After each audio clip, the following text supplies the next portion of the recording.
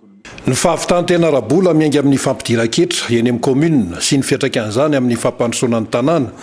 no loha hevitra mpanjinina mandritra ny atrikasa etsy amin'ny hôtely Ibisy Akorondrano mandritra ny 2 andro nanomboka ny alakamisy 9 Jona 2024 izay karakarainy ny fikambanan'ny ben'ny tanàna an-tanàn-dehibe eto Madagasikara.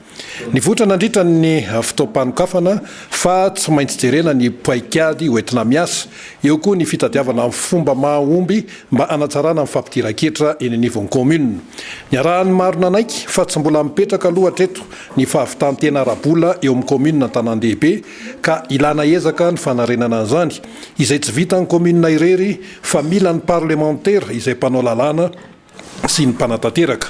No mafisana fa misy ny lalàna tokony amboarina mba hiteraka fahatsarana amin'ny fampidiran-ketra eny anivon'ny komuna. Ny votra tamin'ny fitaom-panokafana ihany koa fa tsara ny mahafehy ny lalàna izay momba ny komuna toy ny 424 aotra roapolo ary tsy azo atao ambanin-javatra ny fahalalàna ny teti-bolam-panjakana sy ny fitantanana miampy ny lafiny teknika isan-karazany. Tsy mijery loko politika ny fikambanan'ny ben'ny tanàna an-tanàn-dehibe fa manasongadina kosa ny fampandrosoana ny eny anivon'ny komuna isan'isany. Tsy miasa irery ny fikambanana fa eo ireo mpanohana sy ny mpiara-miombonantoka toy ny firenena frantsay, ny firenena allemand, ny sampany firenena mikambana momba fampandrosoana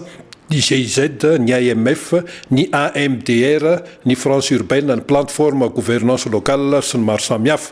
Ho an'ireo komuna maniry ny hiditra ao anatin'ny fikambanana dia tsy maintsy manaiky sy manaraka amin'ny fepetra tany am-boalohany izy ireny. Mitondra ny fanazavana ny tsara ho fantatra ny filohan'ny fikambanana Razanak'olona Paul, ben'ny tanàna n'Antsirabe. Hitanareo zany ny 22 région maire tonga eto daholo dia anisany marina ao le hoe voalaza teo ny renforcement na capacité na maire ary mety tonga ao anatin'izay fanontaniana izay hoe inona dia iny anao zay zavatra teo le vitanay eto moa tsisy hoe apetrapetraka foana fa ho arahana tsakany sy andavany hoe alefa any amin'ny ambaratonga izavy satria efa misy solotena amin'ny finance ao, misy solotena ministère ny intérieur ao dia mino ao fa ho voaresaka ao zay zavatra zay.